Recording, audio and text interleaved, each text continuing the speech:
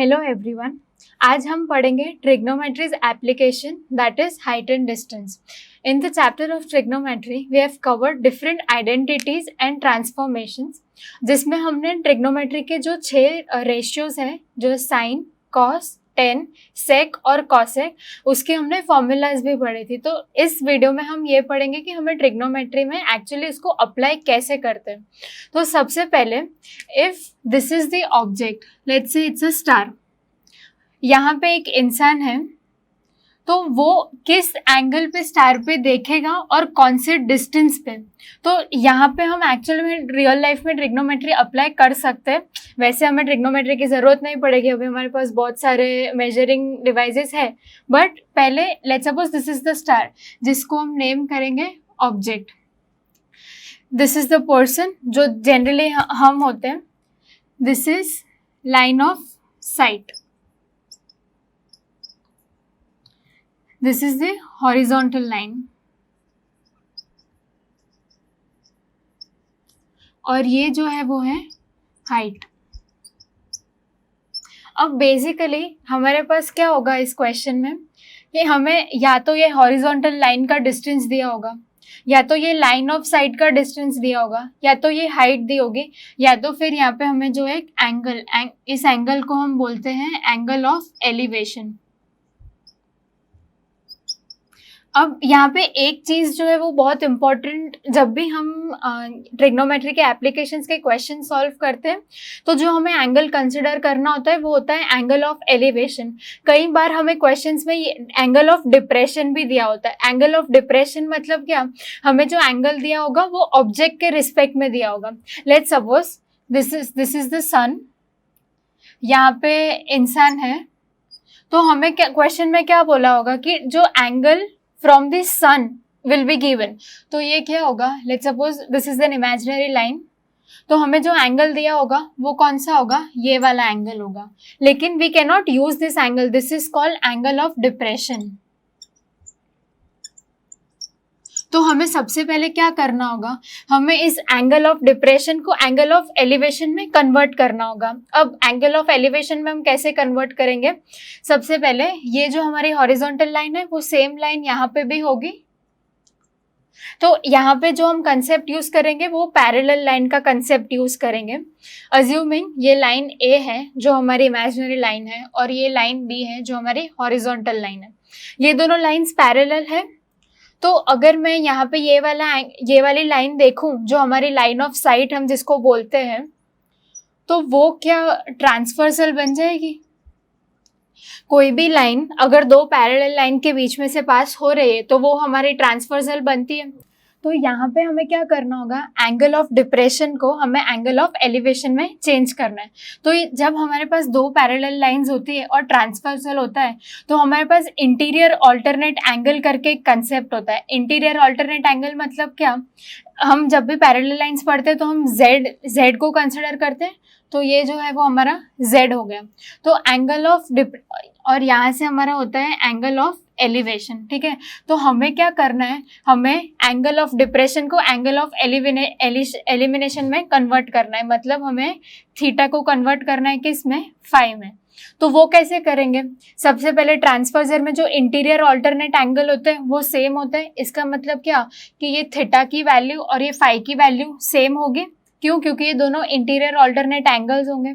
तो same reason की वजह हमारा आंसर इसमें चेंज नहीं होगा, बट ये चीज़ हमें लिखनी बहुत ज़रूरी है। क्यों, क्योंकि ये जो हम हाइट एंड डिस्टेंस हम जब ये कैलकुलेट करते हैं, हम एक्चुअल में यूज़ करते हैं, तब हम कभी भी एंगल ऑफ डिप्रेशन को, क्योंकि हम एक्चुअल में कभी इस ऑब्जेक्ट के पास, लेट्स सपोज ये सन है, तो हम कभी भी एक्चुअल में सन के पास जाके हम ये नहीं कैलकुलेट कर सकते कि वहाँ से डिस्टेंस कितना है।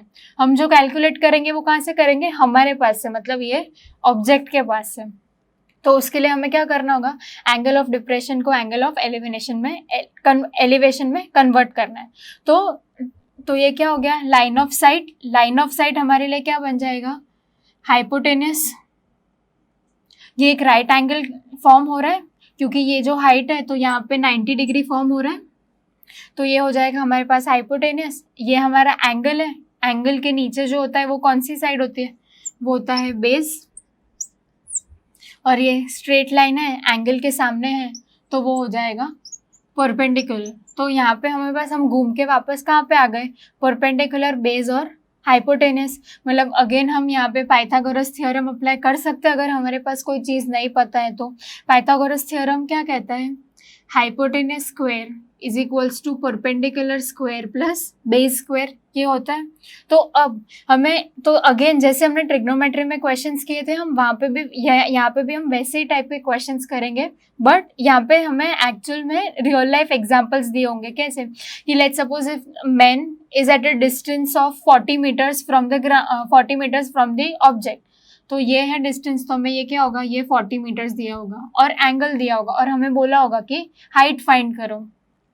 तो हमारे पास बेस है, हमें परपेंडिकुलर फाइंड करना है। तो अब हम यहाँ पे क्या यूज़ करेंगे, अब हमें यहाँ पे यूज़ करना है जो हमारे बेसिक रेशियोज़ की फॉर्मूलाज है वो। एक बार उससे पहले हम फॉर्मूलाज रिवाइज कर देते हैं। तो coming on to the formulas, सबसे पहले जो हमारे पास जो एंगल है वो है साइन थीटा। तो साइन थीटा का जो फॉर्मूला है वो होता है परपेंडिकुलर अपॉन हाइपोटेनस। हमारे पास जो नेक्स्ट एंगल है that is cos theta which is equals to base upon hypotenuse. हमारा जो नेक्स्ट एंगल है दैट इज टेन थीटा, उसकी फॉर्मूला होती है परपेंडिकुलर अपॉन बेस। उसके बाद जो है वो cosec theta which is hypotenuse upon perpendicular. Next is sec theta which is hypotenuse upon base, and last one is cot theta which is equals to base upon hypotenuse। अब हमें इस चीज़ को apply कैसे करना है, अब जैसे मैंने अभी जो एग्जांपल दिया था कि if the distance is 40 metres और एंगल ऑफ एलिवेशन हमें दिया है और मुझे हाइट फाइंड करनी है, तो मुझे क्या परपेंडिकुलर और बेस को यूज़ करना था। तो अब मुझे यहाँ से ये देखना है कि मुझे अगर परपेंडिकुलर और बेस को यूज़ करना है तो मैं यहाँ से कौन सा रेशियो यूज़ करूँगी। तो मेरे पास दो ऑप्शंस है जब मैं परपेंडिकुलर और बेस की बात करती हूँ, तो या तो मैं टेन थीटा यूज़ कर सकती हूँ या तो फिर मैं कॉट थीटा यूज़ करती हूँ। ठीक है, तो उसके लिए क्वेश्चन करते हैं। द क्वेश्चन सेज कि एक वर्टिकल टावर है ग्राउंड पे, let's suppose this is the tower. ठीक है, वहाँ से there is a point on the ground at a distance of 15 metres. तो ये पॉइंट है और जो ये डिस्टेंस है दैट इज 15 मीटर्स। ठीक है, और मुझे बोला है कि the angle of elevation is suppose to be 60 degree. ये एंगल ऑफ एलिवेशन है, दिस इज 60 डिग्री। ठीक है, तो ये जो है वो यहाँ पे इंसान हो गया, ये टॉप ऑफ द टावर मुझे फाइंड करना है, find the height of the tower. तो ये हो गया टॉप ऑफ द टावर। तो ये जो हो गया वो बेसिकली मेरा ऑब्जेक्ट हो गया जहाँ पे where I actually have to see, और ये मुझे फाइंड करना है। तो अगेन मेरे पास थीटा है दैट इज 60 डिग्री, थीटा है उसके नीचे वाला जो होगा वो मेरे लिए बेस हो जाएगा। तो मेरे पास बेस की भी वैल्यू है 15 मीटर्स, और नेक्स्ट जो मेरे पास है थीटा के सामने वाली side which is equals to perpendicular. तो perpendicular is equals to x, मैंने अज्यूम किया है कि जो height of the tower is x meters. तो अब अगेन मेरे पास थीटा है, परपेंडिकुलर की वैल्यू है और बेस की वैल्यू है। तो परपेंडिकुलर और बेस में मैं कौन सी चीज़ें यूज़ कर सकती हूँ, एक तो टेन थीटा और दूसरी कॉट थीटा। ठीक है, तो सबसे पहले यहाँ से tan theta is equals to perpendicular upon base होता है। अब कमिंग ऑन टू 1060, क्योंकि थीटा हमारा 60 है तो ये हो गया 1060 इज इक्वल्स टू परपेंडिकुलर की जो वैल्यू है that is equals to X metres, जो मैंने अज्यूम किया है कि let the height of the tower be X, तो वो हो गई एक्स अपॉन बेस क्या हो जाएगा 15 मीटर्स, क्योंकि ये जो डिस्टेंस मुझे क्वेश्चन में बोला है कि the point is 15 metres away from the ground, तो ये हो जाएगा 15। अब यहाँ पे हमें एक और चीज़ जो याद रखनी है वो कौन सी है, जो हमने रेशियोज़ की वैल्यूज़ ढूंढी थी 30, 0, 30, 45, 60 और 90, ये 5 पर्टिकुलर एंगल्स के लिए हमने सारे रेशियोज़ की वैल्यू ढूंढी थी। तो यहाँ पे हमें वो चीज़ भी अप्लाई करनी है। तो हम अगर उस टेबल से देखें तो ये रेशियो की वैल्यू क्या होगी 1060 की, वो होगी √3। तो ये क्या हो गया √3 is equals to x upon 15। तो अगर मैं यहाँ से क्रॉस मल्टीप्लाई करूंगी तो मेरी x की वैल्यू क्या आ जाएगी 15 √3। ठीक है, अब तुम्हारे पास दो ऑप्शंस है, या तो हम यहाँ पे सिंपली इधर ऐसे छोड़ सकते हैं 15√3, या तो सेकेंड अगर क्वेश्चन में मुझे बोला है कि correct up to 2 decimal places या 3 डेसिमल प्लेसेस, तो हम ये 15 को √3 की वैल्यू क्या होगी 1.732, तो हम 15 को 1.732 से मल्टीप्लाई कर सकते हैं। यहाँ पे बेसिक 2 रूट्स की वैल्यू याद रखना बहुत इंपॉर्टेंट है। वन इज √2 की वैल्यू क्या होती है 1.414 एंड सेकेंड इज √3 1.732। अगर इसके अलावा हमें कोई रूट की वैल्यू अगर यूज आएगी तो या तो वो क्वेश्चन में दे देंगे या तो फिर हमें ये जो रूट टेबल होंगे वो देंगे। तो now actually coming on to the question, जहाँ पे हमने जैसे अभी लास्ट क्वेश्चन में 10 को अप्लाई किया था वैसे हम यहाँ पे भी अप्लाई करेंगे। तो the question says from a point P on the ground the angle of elevation of the top of a 10-meter tall building is 30 degree. A flag is hosted at the top of the building and the angle of elevation of the top of a flagstaff from P is 45. Find the length of the flagstaff and the distance of the building from the point P. You may take √3 is equals to 1.732. तो अभी question में हमें क्या बोला है कि there is this building, ये एक पॉइंट P है, अगर वहाँ से हम देखें तो जो उसका एंगल ऑफ एलिवेशन है that is 30 degree, apart from which building के ऊपर एक फ्लैग को होस्ट किया है, और अगर उसी पॉइंट से हम फ्लैग के टॉप को देखें तो the angle of elevation is 45 degree. Next हमें यहाँ पे दिया है कि जो बिल्डिंग की जो लेंथ है, मतलब ये जो BD है जो मैंने इसको ऑरेंज पार्ट में रिप्रेजेंट किया है दैट इज 10 मीटर्स, और मुझे फाइंड क्या करना है ये फ्लैग स्टाफ की लेंथ मतलब CD की लेंथ फाइंड करनी है मुझे, जिसको मैंने x अज्यूम किया है, and the distance of the building from point P। अब जब भी हमें क्वेश्चन में ऐसा बोला है कि डिस्टेंस ऑफ द बिल्डिंग, तो हम जनरली उसका जो पॉइंट ग्राउंड पे टच हुआ होता है उसके वहाँ से लेकर हम डिस्टेंस फाइंड करते हैं। तो ये क्या हो जाएगा, मुझे BP का डिस्टेंस फाइंड करना है। तो यहाँ पे हमें जो हाइट्स एंड डिस्टेंस या फिर हम जो ट्रिग्नोमेट्री के जो रेशियोज है उसको हम 2 बार अप्लाई करेंगे, तब जाके हमें एक बार में ये y की वैल्यू पता चलेगी एंड सेकेंड टाइम में हमें x की वैल्यू पता चलेगी। तो first of all considering this triangle PB and D, ठीक है, ट्राइंगल BPD, ठीक है, यहाँ पे हमारा एंगल है तो इसके नीचे ये वाला हो जाएगा हमारे लिए बेस और इसके सामने वाला हो जाएगा हमारे लिए परपेंडिकुलर। तो अगेन यहाँ पे परपेंडिकुलर और बेस है और एंगल दिया हुआ है, तो हम या तो tan थीटा को यूज करेंगे या तो फिर cot थीटा को यूज करेंगे। तो हम यहाँ पे tan थीटा यूज करते हैं।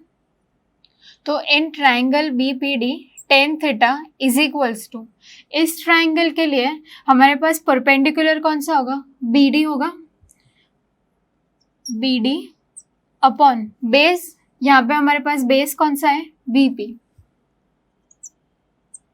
नेक्स्ट tan थीटा जो है, tan थीटा मतलब यहाँ पे एंगल कौन सा यूज कर, क्योंकि मैं ये वाला ट्राइंगल यूज कर रही हूँ ट्राइंगल BPD, तो वहाँ पे जो एंगल है द एंगल इज 30 डिग्री। तो यहाँ पे मैं क्या यूज करूँगी tan 30 इज इक्वल्स टू, मैंने BD की वैल्यू क्या अज्यूम, BD की वैल्यू मुझे क्वेश्चन में क्या दी है 10 मीटर्स, तो that is equals to 10 upon BP की जो वैल्यू है वो मैंने क्या अज्यूम करी है y, तो 10 अपॉन y। अब tan 30 की वैल्यू वो जब हमें टेबल जो हमने बनाया था रेशियोज की वैल्यूज के लिए, तो tan 30 की वैल्यू मैं जो वहाँ से देखूंगी तो वो क्या होगा 1/√3 is equals to 10 upon y, तो ये हो जाएगा y इज इक्वल्स टू 10√3। अब मुझे क्वेश्चन में ये भी दिया है कि मुझे √3 की वैल्यू 1.732 दी है, तो मैं इसको यहाँ पे स्टॉप नहीं कर सकती, मुझे इसको फर्दर सिंप्लीफाई करना होगा। तो 10 इंटू 1.732, तो ये जब मैं मल्टीप्लाई करूँगी तो ये आ जाएगा 7.32। तो यहाँ से मेरी y की वैल्यू जो है वो क्या आ गई 17.32 मीटर्स, मतलब पॉइंट P से जो बिल्डिंग का ग्राउंड है वहाँ से डिस्टेंस कितना हो गया 7.32। तो हमने एक ये वाला तो ढूंढ लिया। अब नेक्स्ट मुझे क्या फाइंड करना है, मुझे ये फ्लैग स्टाफ की जो लेंथ है वो फाइंड करनी है। तो उसके लिए सबसे पहले मैं कौन सा ट्राइंगल, ये ट्राइंगल PBC को अज्यूम करूँगी, ट्राइंगल PBC, ठीक है। तो अगर ट्राइंगल PBC देखूं तो ये PBC में एंगल ये है 45, तो मेरा जो थीटा है वो क्या हो जाएगा 45। अगेन मुझे क्योंकि ये वाली लेंथ में ये वाला पार्ट चाहिए तो ये मेरे लिए पूरा परपेंडिकुलर हो जाएगा, तो BC जो है वो हो जाएगा परपेंडिकुलर और PB जो है वो अगेन हो जाएगा बेस। ठीक है, तो अगेन परपेंडिकुलर एंड बेस है, तो या तो मैं 10 यूज करूंगी या तो मैं कॉट यूज करूंगी। तो coming back tan theta is equals to perpendicular upon base होता है, तो परपेंडिकुलर ये वाला। अब यहाँ पे ये टोटल डिस्टेंस क्या होगा, सिर्फ 10 नहीं होगा या तो सिर्फ x नहीं होगा, ये टोटल डिस्टेंस क्या होगा 10 प्लस x। ठीक है, तो मेरा जो परपेंडिकुलर है वो क्या हो जाएगा 10 plus x upon base. Base की वैल्यू क्या है y, तो बिकॉज मेरी जो ये यहाँ पे पॉइंट में है 7.32 हमने यहाँ से निकाला है, लेकिन हमारे कैलकुलेशन में ईज के लिए मैं अभी के लिए 10.√3 यूज़ कर सकती हूँ ताकि मेरा जो कैलकुलेशन वो कॉम्प्लिकेट ना हो जाए। तो ये मैं 10√3, फिर आगे जाके हम इसको सिंप्लीफाई कर देंगे, तो ये क्या हो जाएगा 10√3। अब थीटा जो है वो 45 है, तो 1045 is equals to 10 plus x upon 10√3। तो अगेन जो हमारी 1045 की जो वैल्यू है वो अगर मैं टेबल से देखूं तो 1045 की वैल्यू क्या आएगी 1, therefore 1 is equals to 10 plus x upon 10√3। इसको मैं यहाँ से क्रॉस मल्टीप्लाई करूंगी तो ये आ जाएगा 10√3 is equals to 10 plus x. तो अब जो 10 है वो इक्वेशन के लेफ्ट हैंड साइड पे आ जाएगा, तो ये हो जाएगा 10√3 minus 10 is equals to x. तो यहाँ से अगर मैं 10 को कॉमन निकालूंगी तो ये आ जाएगा √3 minus 1 which will be equals to 10 into 1.732 minus 1 will be equals to 10 into 0.732। तो अगर अगेन मैं इसको अगर मल्टीप्लाई करूंगी तो वो क्या हो जाएगा 7.32। तो यहाँ से जो है वो y की लेंथ जो है वो हमारी क्या आ गई 17.32 और यहाँ से जो है वो क्या आ गई 7.32। इसका मतलब ये जो x का जो हमारा डिस्टेंस है वो that will come up to 7.32 और y की जो हमारी डिस्टेंस है दैट विल बी 7.32। तो यहाँ से हमने ये डिस्टेंस भी फाइंड कर लिया और ये फ्लैग स्टैप का भी डिफरेंस हमने डिस्टेंस फाइंड कर दिया। हमने जो पहले क्वेश्चन किया था वहाँ पे हमारे पास दो ऑब्जेक्ट्स है, एक था बिल्डिंग और दूसरा था उसके ऊपर लगा हुआ फ्लैग। अब ये वाले क्वेश्चन में हमारे पास दो इंसान हैं, दो इंसान अलग अलग साइड से एक टावर को देख रहे हैं। The question is 2 person are standing on the opposite side. ठीक है, अपोजिट साइड ये बहुत इंपॉर्टेंट है। अगर क्वेश्चन में ऐसा दिया होता कि the 2 people are standing on the same side तो हमारा आंसर का जो कैलकुलेशन है वो completely differ हो जाता। Next, they observe the angle of elevation to be 30 degree and 45 degree। ठीक है, next find the distance between them। मतलब एक इंसान यहाँ पे बीच में टावर है और दूसरा इंसान है तो हमें उनके बीच का डिस्टेंस फाइंड करना है। सो फर्स्ट ऑफ ऑल हम क्या करेंगे, उसके हमारे कैलकुलेशन और हमें समझ में इजीली आ जाए इसलिए हम डायग्राम ड्रॉ करते हैं। Coming on to the first line, 2 person are standing on the opposite sides। opposite side, let's suppose this is the tower। एक इंसान जो है वो यहाँ पे है और दूसरा इंसान है वो यहाँ पे। हमें इन दोनों के बीच का जो है वो डिस्टेंस फाइंड करना है। Next, they observe angle of elevation of 30 degree. जो पहला इंसान है उसको 30 डिग्री दिखता है, जो एंगल ऑफ एलिवेशन है उसको वो 30 डिग्री पे देख सकता है। नेक्स्ट वन इज 45 डिग्री, जो मतलब दूसरा इंसान है he is able to see at angle of 45 degree. ठीक है, और हमें क्या बोला है find the distance between them, मतलब यहाँ से और यहाँ से। उस सबसे पहले will name this person as A and B. ठीक है, अब हमें क्या बोला है if the height of the tower is 50 metres. ये टावर है, ये क्या हो गया हमारा 50 मीटर। तो सबसे पहले हम क्या करेंगे, इसको हमने नेम कर दिया सी एंड डी। अब यहाँ पे मैं अज्यूम कर रही हूँ कि AC का जो डिस्टेंस है दैट इज x। अब x क्या है, टावर से डिस्टेंस किसका, A फर्स्ट इंसान का जिसको हमने A अज्यूम किया है। नेक्स्ट जो वो मैं अज्यूम कर रही हूँ वो क्या है y। तो जो BC है वो क्या है डिस्टेंस हमारा y, that is the distance of the person from the tower that is y। The second person from the tower वो है y।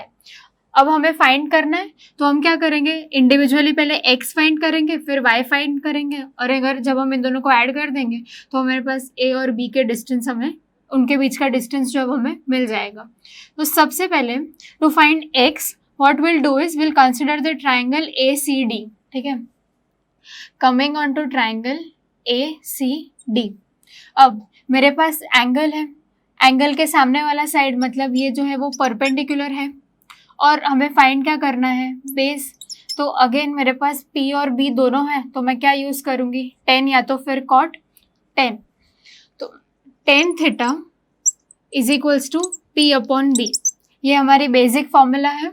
नेक्स्ट P जो है वो क्या है, इस केस में हमारे पास CD, तो tan 30, theta is equals to 30 है हमारा, तो tan 30 is equals to CD upon base. Base जो है वो क्या है, AC है हमारा बेस। अब CD की वैल्यू मुझे क्वेश्चन में दी है, दैट इज 50, और AC की वैल्यू मैंने अज्यूम किया, दैट इज x। तो tan 30 की वैल्यू अगर मैं वो रेशियो वाले टेबल से मैं देखूँ तो tan 30 की वैल्यू क्या आएगी, 1 अपॉन √3। फिर CD की वैल्यू क्या होगी, 50 अपॉन x, तो AC की वैल्यू हो गई x। तो अब मैं क्या करूँगी, क्रॉस मल्टीप्लाई करूँगी, तो यहाँ से मेरी x की वैल्यू क्या आ जाएगी, 50√3। तो ये जो वैल्यू है हमारी, दैट इज 50√3, AC की फर्स्ट इंसान की वैल्यू। अब नेक्स्ट इंसान के लिए मैं दूसरा ट्राइंगल यूज़ करूँगी, क्योंकि he is on the right side of the tower, तो वो जो ट्राइंगल है वो कौन सा होगा, ट्राइंगल BCD। अब यहाँ पे अगेन ये एंगल के सामने वाला साइड है, तो वो हमारे लिए परपेंडिकुलर हो जाएगा, और ये जो है वो हमारे लिए सेकेंड बेस हो जाएगा। तो इन ट्राइंगल BCD अगेन हमें परपेंडिकुलर और बेस को यूज़ करना है, तो will use 10 theta is equals to P upon B। तो यहाँ पे जो है हमारे पास परपेंडिकुलर, वो परपेंडिकुलर कौन सा है, CD, तो 1045 is equals to CD upon base. Base जो है वो हमारे पास क्या है, BC। CD की वैल्यू इज अगेन 50, जो यहाँ पे भी सेम थी, तो 1045। सबसे पहले हम जो अगर रेशियो के टेबल में देखें तो हमारे पास 1045 की वैल्यू क्या है, 1, therefore 1 is equals to CD है, that is 50 divided by BC की वैल्यू हमने क्या अज्यूम करी है, y। तो यहाँ से अगर हम क्रॉस मल्टीप्लाई करेंगे तो हमारे पास y की वैल्यू क्या आ गई, 50 मीटर्स, ठीक है। तो x की जो वैल्यू है वो है हमारे पास 50√3 मीटर्स, और यहाँ पे y की जो वैल्यू है वो भी है हमारे पास 50 मीटर्स। तो अब हमें फाइंड क्या करना है, a और b का डिस्टेंस, a और b का डिस्टेंस फाइंड करना है। तो उसके लिए हम क्या करेंगे, x प्लस y, तो x है मेरे पास 50√3 और y है 50, तो या तो हम यहाँ से 50 कॉमन लेकर ये √3 प्लस 1 को ऐसे मल्टीप्लाई कर सकते हैं, या तो फिर पहले सिंपली हम 50 को 1.7332 से मल्टीप्लाई करेंगे और उसको 50 में ऐड करेंगे। अब next type of question, last time जो हमारे पास क्वेश्चन था उसमें क्या था, हमारे पास दो इंसान थे। यहाँ पे क्या है, इस क्वेश्चन में there is this moving person. Last time तो हमें सिर्फ इतना था कि एक इंसान लेफ्ट साइड पे है, दूसरा इंसान जो है राइट साइड पे है, और वहाँ उनके बीच का हमें डिस्टेंस फाइंड करना था। अब हमें क्या फाइंड करना है कि हमें हाइट फाइंड करनी है। कब, एक let's suppose this is the height, एक इंसान है पर्टिकुलर डिस्टेंस पे, अगर वो उससे थोड़ा आगे जा रहा है तो ऑब्वियसली उसका एंगल ऑफ एलिवेशन भी चेंज होगा, तो और हमें वो डिस्टेंस भी दिया हुआ है, तो अब हमें हाइट फाइंड करनी है।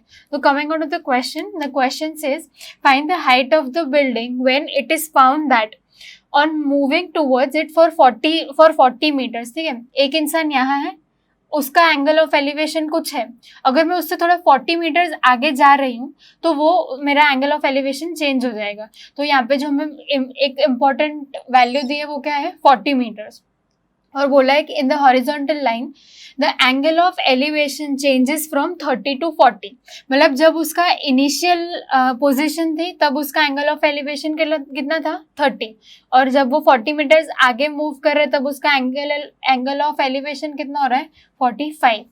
तो सबसे पहले कमिंग ऑन टू डायग्राम, ये है height of the building, this is the building, ठीक है, एक इंसान है पर्टिकुलर डिस्टेंस पर, वो मुझे नहीं दिया है, तब उसका एंगल ऑफ एलिवेशन कितना है 30 डिग्री। तो यहाँ से उसका एंगल ऑफ एलिवेशन जो है वो है 30 डिग्री। ठीक है, मैं अज्यूम कर रही हूँ इस ये जो पोजीशन है उसका नाम है ए।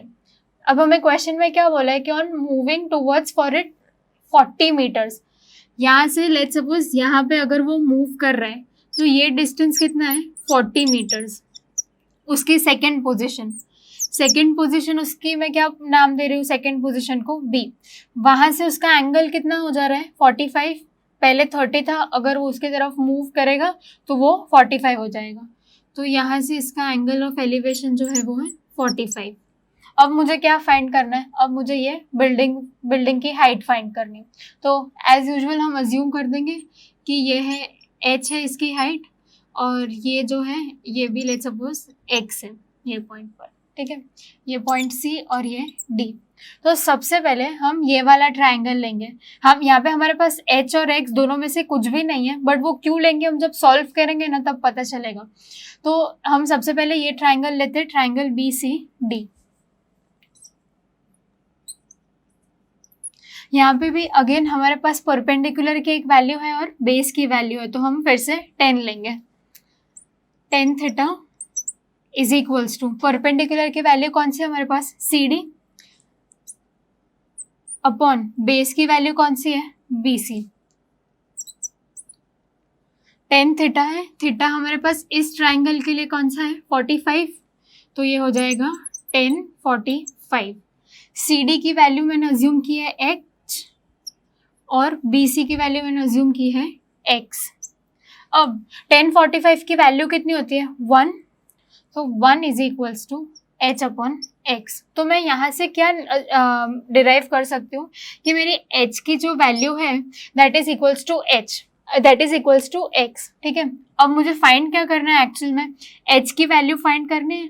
तो यहाँ पे मैं x को रिप्लेस करके h लिख सकती हूँ, क्योंकि मैं चाहती हूँ तो मैं h के बदले x लिख सकती हूँ, लेकिन मुझे फाइंड क्या करना है क्वेश्चन में हाइट ऑफ द बिल्डिंग। तो यहाँ पे मैं x को ना लिखते हुए मैं h लिखूंगी, और दैट वाज द रीजन हमने ये पहले ये ट्राइंगल क्यों लिया था। अब हमारे पास ये जो AC का जो पूरा डिस्टेंस है वो कितना हो जाएगा 40 प्लस h, और ये जो डिस्टेंस है वो हो जाएगा हमारा h। सो नेक्स्ट ट्राइंगल जो हमारा होगा वो कौन सा होगा, ट्राइंगल ACD।